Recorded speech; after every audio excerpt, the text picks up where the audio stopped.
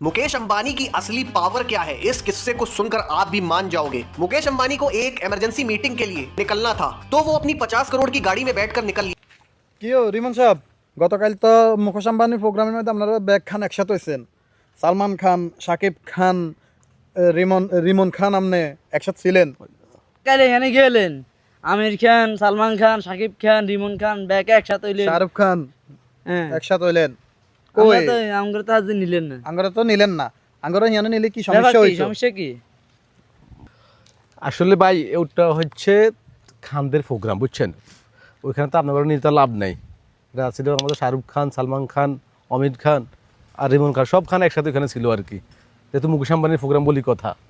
আচ্ছা, গতকাল তো প্রোগ্রামটা দেখতে পাইলাম না, কারণ চলে গেল। ওই যে 7 লাখ টাকার কি একটা বিষয় আছিল না, ওটা তো দেখতে পাইলাম না। কি হয়েছে যে আমাদের 7 লাখ টাকার কি হয়েছে? বিষয়টা হচ্ছে কালকে যে প্রোগ্রামটা ছিল এখানে সব বড় বড় সেলিব্রিটি গেছে আর কি। তো সেরা আমারে ইনভাইট করছে, আমিও গেছিলাম। ওই সালমান খান, শাহরুখ খান এরা যে প্রোগ্রামে গেছে এখানে অনেকগুলো প্রতিযোগিতা ছিল আর কি।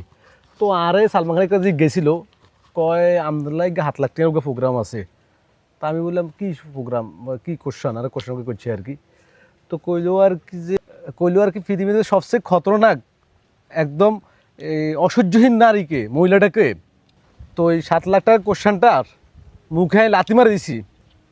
7 লাখ টাকা লাগতো না, তারপর আর বললাম কইনো।